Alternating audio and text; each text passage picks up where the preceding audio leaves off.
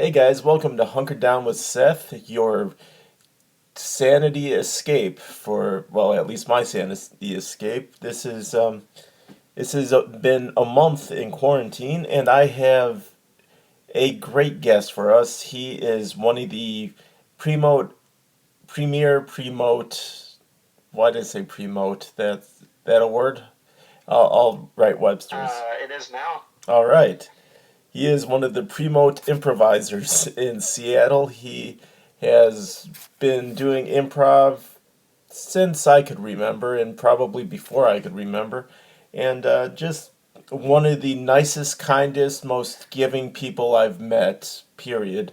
The wonderful Tony Beeman. Tony, uh, definitely catch all his stuff at Tiny Beeman, Twitter, Instagram, not Facebook. He's just Tony there. But uh, Tony, thanks for being Yeah. my guest. I appreciate Hey, this.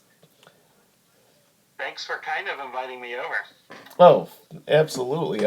Anytime you want to come down to Long Beach, I have a bed, like one of those fold-up beds. But it's could fit you in the living room. So, Yeah, well, good. Well, I don't know if you want me there yet, but I'm not coughing, so maybe.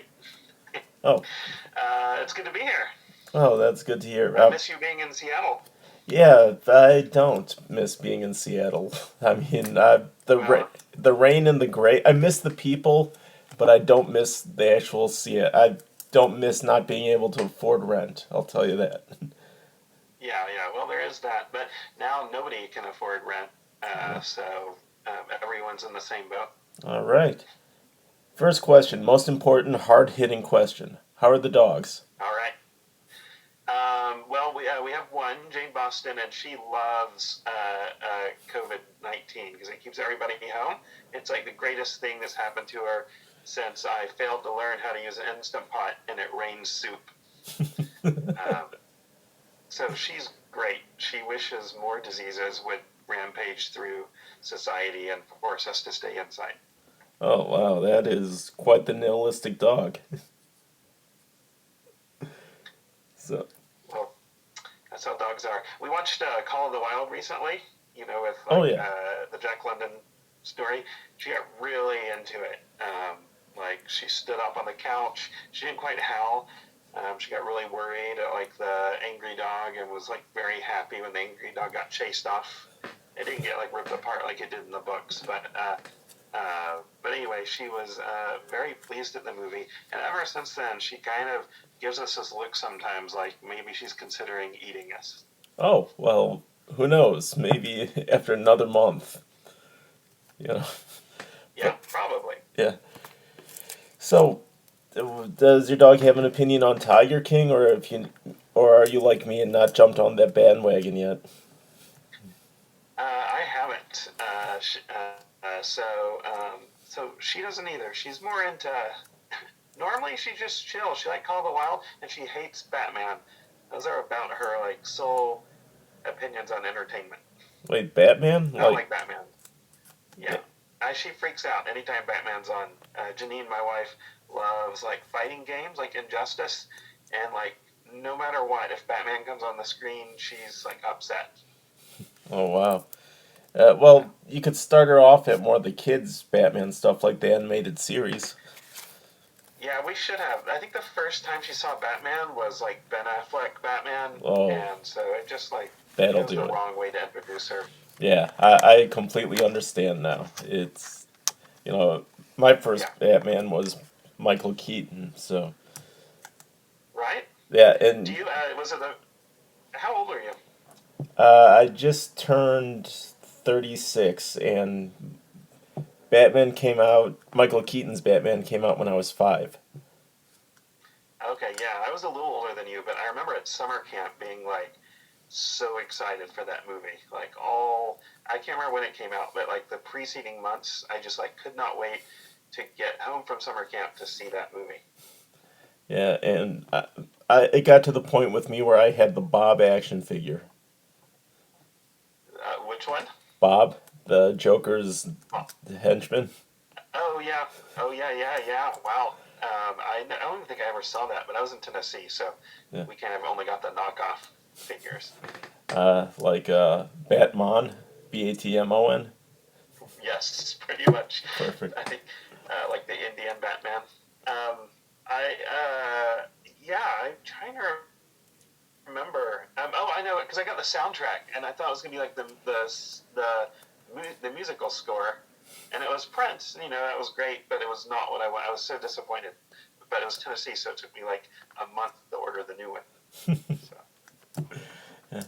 All right. So, what have you been up to? It's been a good, I would say, close to 2 years since we last spoke. What's new? What's hip? Well, I can tell you what was up until a month ago. Yeah. Lots of improvisation. Um, we did improvise. I think my favorite thing we did improvise Edward Albee, which he wrote like "Who's Afraid of Virginia Woolf." It's basically like couples fighting, Oh, yeah. and so we took all this like marital counseling work, like do you know the Gottman's like Four Horsemen of like bad marriages? Yeah. Yeah, Yeah, definitely. we took that and we did it backwards. So we like learned to be worse to each other. Um, and I was like, I don't, we're a comedy theater. Like we stress theater, but our audience assumes we're comedy. And I was like, I don't know if the audience is going to be into like four people just being like awful to each other, like for an hour. And they loved it. Like they were like wooing, like they were watching Jerry Springer. Like, uh, but I think it made us all worse people for a while. Well, we kind of took it out on our actors rather than our actual spouses. So Oh, that's good. Yeah, Dave Johnson was telling me about that. So, how him and Clapper ended up always together and always hating each other. So, yeah, so yeah, yeah. It was fun. And it was always like you. Pretty much, people always end up sleeping with each other outside of their marriages and hating each other and fighting. But like I don't know, people are still sympathetic. Like that movie, Who's Afraid of Virginia Woolf or The yeah, Boy. Like I kind of like them. Like even though they're awful people. yeah, So definitely. It's you know, it's like the good, the bad, and the ugly. They're not good people, but you end up liking each of them individually. yeah. Oh man, I saw that movie like I think a year ago in the cinema, and it's like it's good as it is, but if you can see it on a big screen, like it's so much better. Man, I wish I could. Go, yeah. And I Yes. guess I'd love to see any movie in a screen these days. Oh my God. I Just go would murder three hobos just to see like Dinner for Schmucks on the big screen. right. Well, that might be like three hobos is probably about a 6 foot area, like buffer you could create around yourself. So that might work out. Yeah, it depends how they die as well. Like I've never thought how I would kill a hobo or anybody at that matter, but Yeah. you know, I miss hobo. Like hobo is such a great word. Like if you said homeless person, we'd have to feel bad about it and be politically correct. But like a hobo is like an adventuresome. Like he's chosen to jump on a train and go on an adventure. yeah. So we can talk about murdering them and it doesn't feel awful. No, it's the stick and bindle. Yeah. There's a sense of whimsy instead of a sense of hopelessness. Yeah. Yes. Exactly. Yeah, you know. And well, what would your hobo name be? Let's go with that. Oh man. Let's see. Maybe Tin Can Pete. Is there a name for like when people build fires in a trash can? um, no, Maybe not. Maybe it's just a garbage fire. yeah. I would How about you? Do you have a hobo name? uh, possibly like is like Haystack Seth. Would Haystacks be a hobo name? I think so, or maybe like a Monet painting name, but Yeah. you could be like a hobo painter, um, or like a rural hobo. Yeah. Well, Um, being from Wisconsin, it's I got that in my blood. So, what but about Cheesehole? cheesehole, cheesehole Seth. That works. I'm going with that. Yeah, yeah. Okay. Yeah. So what are you doing to be productive during these trying times? How do you get your wheels turning?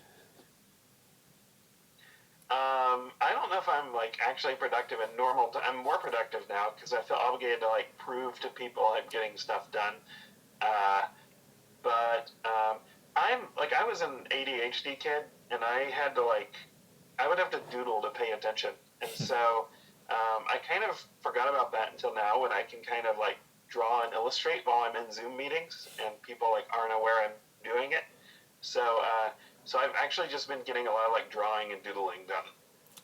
Yeah, I noticed you. Oh, by the way, thanks for doodling Pac-Man. That was my Oh suggestion. yeah, Yeah. oh yeah, for the 6 characters challenge. Yeah, I thought about you would give me a pretty easy out, but I'm like, no, I gotta do 3D Pac-Man. Oh, definitely. Have I told you my Have I told you my sexual awakening Pac-Man experience? This is a true story. Okay, let's do it. I was not expecting that, but let's do it. Okay? So you and I'm gonna be straight up. People have these stories they like to tell, and other people are like, "Why is that guy telling that story of all the stories?" And this is my story like that. So I probably shouldn't tell it. But do you remember? Do you remember the cartoon around Pac-Man? Yes. Like it's a Saturday morning Pac-Man cartoon, and look it up. Mrs. Pac-Man is like, and I had to look this up. I wasn't sure it was just my memory. She's like ridiculously sexy. Like if you're into like spears with legs, like she's super tarted up. And there was this whole thing where I remember like Pac-Man would get bit, and he would have to like go home and get it. His like skin was a suit. He had like a closet full of his skin. But Miss Pac-Man never got bit, and and I remember this one Saturday, my dad wanted me to go to see to basketball tryouts because he was like a big athlete in his day, and I'm like watching Pac-Man, and Miss Pac-Man like gets bit for the first time ever, and I have this weird feeling that like now I recognize as being turned on, but as a kid I'm like, what is this? Like, why am I so interested in like, why do I feel so weird? And then my dad came in and he's like, hey, come on, we have to go to basketball practice. And I was so upset because I'm like really into the show, and he like drugged me out of the house, and I went to basketball tryouts. And literally, the first shot I took, it bounced off the rim, hit me in the face, and gave me a bloody nose. And like, I feel like that set my life direction in general. I could see it. I mean, naturally from there, being an improviser is usually the end point of that. I did not become a basketball player. Spoilers. So No. Although you would have had you pursued that, I think you would have been you got the stature to be a scholarship type guy. Not quite pro, but maybe, yeah. maybe a mascot. So I fenced. That was the only sport I ever did in college. Yeah, well, so Miss I gotta look this up. Viewers, you look it up too. So Miss Pac-Man, it The Mrs. or cartoon. Ms. I think well she's I guess MRS because she's married in the show. Yeah. Um, but she's got like these like rougy lips and like these go-go boots. I think. Um, Now I have to look it up too. Yeah. It Miss Pac-Man cartoon. Yep, she comes right up. Yeah, she's got like these purple or pink go-go boots. wow. Uh, Not to get too personal, but so have you ever seen those like someone wearing go-go boots, just in the street or just somewhere, and you get a flashback to your days of Saturday mornings watching Ms. Pac-Man? maybe, but I don't. I think it has to have the like. I think it just has to be go-go boots, legs, and a spear. Like, don't ask me why. Hey, to each their own. I'm trying to think of any cartoon characters that I sort of was attracted to back in the day. I wasn't really a Harley Quinn. I mean, I was definitely an X-Men, but none of the X-Men really grabbed my attention in that way, at Yeah, least. Yeah. Um, Fair enough. but I was a big pro Yeah, you wrestling brought. fan, and do remember. Let's see. Alundra Blaze really. I made it a point to watch her. She was sort of my first crush. Right. So not quite a cartoon character, There but was also there was a wrestling card. Well, there was that wrestling cartoon. Do you remember that? oh yeah, definitely with Hulk Hogan. Yeah. I don't think she was on it. No, Yeah. And like the Iron Sheik was like the head bad guy. Yeah. And Roddy Piper was like the one wrestler they managed to like get do live commentary. So yeah, I'm surprised they could have afforded a few more, like Hacksaw Jim Duggan or Jimmy Snuka. yeah, it was pretty big back then though. So they were probably pricey. Yeah, But well, I'm sure 10 years later some of those wrestlers weren't as big. Uh, well, yeah. You could get like what's the Junkyard Dog up to these days? I don't want to. Well, sorry to burst your bubble, but I'm pretty sure he passed away like late '80s or maybe early '90s. Oh, really? Yeah. Oh man, all those guys. Here's a weird wrestling trivia fact.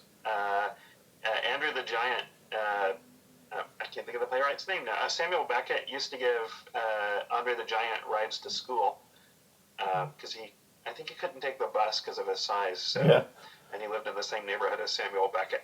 Just yeah, it's crazy. It reminds me of my dad grew up in the same neighborhood as Kareem Abdul-Jabbar.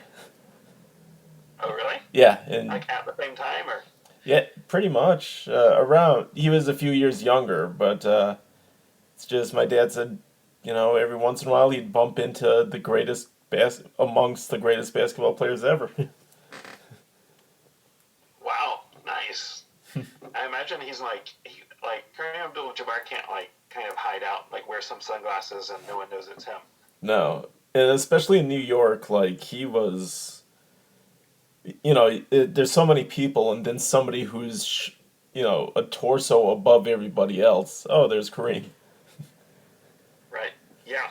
My college roommate was 6'11", and like everyone on campus knew who he was. So, not a basketball player. He was a very tall computer scientist, though. Yeah, well, I'm sure if he pursued basketball, he'd make about the same amount of money. So, Yeah. yep, And here's what I learned: when you're that tall, everybody in the world like makes the like same three jokes to you wherever you go. It's like, "How's the weather up here? Do you play basketball?" And just the statement like, "Boy, you're tall." yeah. Usually, I try to get creative when I see somebody like that. I say, "Could you check the top of my fridge is dusty?" Yeah. See, I never heard that, so at Yeah. least would have been unique. Or I just try to guess how tall they are. Like I'll go up to him and be like 6'10", 6'11". Yeah. So And he'd be like, "My college roommate already told you that, Seth. It's not that impressive." yeah, it. Yeah. Although Yeah. I'm sure if I ever meet a 6'11" computer scientist, some programmer, Mm-hmm. I got your name to drop now. Yeah. Yeah. You can. He'll be very impressed. Yeah. Um, yeah. Yeah. So let me ask you this: improv wise, are you coming up with shows or just crazy things you could do for when all this is over? Kind of. Like everybody in improv's kind of rushed to try to do like improv on Zoom, and like I kind of hate it. Like it just doesn't quite work yet. People haven't figured it out, and to me it feels a little like my dog just died and like someone's trying to give me a new puppy right away. Yeah. Versus like there's some other stuff like we used to do like role playing games like on Twitch. So we're like tomorrow we're gonna do Homeward Bound, the role playing game, Oh, nice. and I've been waiting to do like Tennessee Williams, the role playing game, where like your like hit points are like your will to live, and your armor is like repression. Maybe not, but we'll see. So I've got some like short-term ideas to goof around with like that. I'm kind of just enjoying chilling a little bit and like, you know, I do so much improv. I'm like out there all the time. I always feel like I'm hustling, and I don't like after a while that can be a little much. Oh, So definitely. Yeah, I mean, I used to go to the theater probably at most 3 times a week, and every time I would go, you would be there at least 2 out of those 3. So yeah, yeah, and I think and that was actually after I'd been like, I'm gonna cool it down a little bit because when I started, it was like 5 times a week. So oh, for sure. yeah, what's the what? I actually haven't really kept up with like. I assume the stand-up world's kind of in the same boat of people like trying stuff without live audiences and like kind of struggling with that. Yeah, it's strange in the stand-up world. Uh, really, have you heard of Jackie Cation? I don't think so. She well, she's a headliner. She's good friends with Maria Bamford and all that stuff. Great Okay. comic. She's been selling she's been doing Zoom shows where she'll say, 50 people, pay $10 and you come to my show. I'll do an hour, and then afterwards we'll have a nice Q&A or something. And that's the only successful one Yeah. I've heard. Um, I've done some Zoom open mics, and they're fun, but I it, it's weird because everybody's on equal volume in there. They're usually with the mic you're amplified, but it's like you tell a joke and people laugh, and you gotta wait until literally everybody's done laughing. So it's tough to adapt. Yeah. Yeah, and it's like a little bit delayed. I don't know. I always heard, and I believe this is how I experience. It's like stand up is kind of you versus the audience, improv is you with the audience. But in both cases, like it seems like you need the audience to like give you that response and that feedback. Yeah, and it really that's the biggest thing I've noticed. It's the focus is tough because the volume's the same for everybody. And if there was a way to quiet everybody down while you have, you know, somebody on, on top, that'd be one thing. But I don't think Right. the add Zoom until they add a feature of quiet everybody else down. It's tough. Yeah, you need like instead of mute, you need like 50%. Exactly. Wow. Yeah. And yeah, other than that, the only difference is after the shows, it's even more sad on about how drunk you get. Right. Um, yeah. Also, like I don't eat the same, so when I drink now at home, like I get drunker, but I'm just at home, and then that's kind of depressing. So Yeah, uh, I got drunk while watching Star Trek: The Next Generation last night without realizing it. So yeah. It's like for Passover, I got a bottle of Manischewitz, and it's like 2/3 gone, and I have no idea that I drank that much. right. So I'm Did you do that? Did you do that with everything? Like the bitter herb, you're just like gnawing on a root, and you look down, have you eaten the whole thing? yeah. I mean, I still got half a box of matzah left, and Right. yeah. Unfortunately, What? I ran out of toilet paper like 10 weeks ago, so that's been an adjustment. Yeah. Well, if you're not seeing anybody, what's to worry about? Yeah. Uh, What's the thing you hide for kids oh, the in Passover? I afikomen. forget. You Yeah. break matzah in half. You hide one half, and lucky for me, I found the afikomen that I hid last year. It was behind the toilet, Oh, and oh, nice one. Congratulations. yeah, I ate about 2/3 of it before I realized I shouldn't be eating that. So, Yeah. Well, it's Passover. oh, of course. I Yeah. don't. I don't know. I don't know what I decided. Isn't that how it works? You can do whatever you want in Passover, and it's fine. Yeah, definitely. It's like the Purge, but you know, Right. more Jewish. Yeah. How about you? What was your Easter like? Or what, are you still doing like Easter plans? Yeah, we're Janine's cooking a dinner. We used to we usually like cook lamb, which always seems a little backwards. Like the Lamb of God's supposed to come back to life, but we kill a lamb and eat it on Easter. But that's our normal thing. Yeah. But it was gonna be hard to order like a rack of lamb because we had to do like food pickup. I think we're doing coco vin, but we're going to eat an animal Oh, to celebrate the resurrection of Christ. That's the important part. oh, definitely. You know, worst comes to worst, you just pick up a burrito of Christ. Yeah, yeah, um, yeah. I guess the bread counts, especially a burrito. It's like unleavened bread. Yeah. I think. Yeah. So as long as there's no rising agent in it, tortillas are kosher. Right. Oh, good. Yeah, yeah. That makes sense. Yeah. So I think that can for us represent Christ. Just need some wine or something to go with it. Yeah.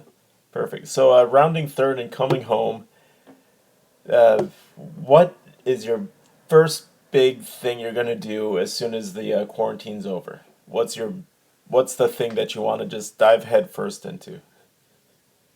Man, I feel like I like repressed all of that, and like not let myself think about it. I think I just want to go like poop in a public place, Oh, like someone else's toilet paper. Like I don't know why that just feels like a good expression of freedom, uh, like American freedom. It's like I can go into any business, use their facilities, leave a little bit of myself there, and I'll feel like I'm back in public when that happens. yeah. Well, I drove Lyft for a little bit. I highly recommend Targets. They have Yeah, clean facilities and decent toilet paper. we live near a Hobby Lobby, and like for political reasons, I don't like Hobby Lobby, and I've been trying to figure out like how I can really stick it to them without breaking the law or like really hurting the people who work there. And eventually I just decided I'm going to cost them a little bit of money. Whenever I go to the grocery store, buy it, I go in there and I use their bathroom and I don't buy anything. Yeah, and it's right next to what's the big Yeah, Asian Asian Family Mart? Market, I think. Yeah, Yeah, yeah, that's where I do my grocery shopping. nice. Also, I'd recommend that bubble tea place next door. I used to live on 115th in Aurora, that Okay. so that area is my bread and butter. I know that Yeah, area, so the I've not tried the prostitutes bubble. the prostitutes Yeah. know me by name. Um, You know what's weird is they're all gone for like COVID-19. really? Like I've noticed the bikini barista stands are still like there and open, and there's like long lines, but like all the prostitutes are gone. And I'm like, did the governor contact them and like ask them to withdraw and work from home, or did they like go somewhere else? I wonder what happened. Well, I commend you for not knowing what happened to the prostitutes. So, uh, Well, that's what I'm claiming. yeah. So All right. Well, Tony Beeman, always great catching up. Always great hearing from you. Definitely check yeah, out Tiny Beeman. What was that thing you were gonna do on Twitch? we're gonna do this Homeward Bound role playing game, and let's see. I'm gonna look up. Really, I'm vamping while I look up where it is. But if you go to @tinybeeman on Twitter, you'll find it. It's Monday. Is anyone gonna hear this before tomorrow? No. Um, it's gonna be all Mondays for a while though. All right. At 7 p.m. on twitch.tv/Random Tuesday, all Ra- one word. Random Tuesday, all one word. All Yep. right. Well, thanks for listening to Hunkered Down with Seth, and stay safe out there.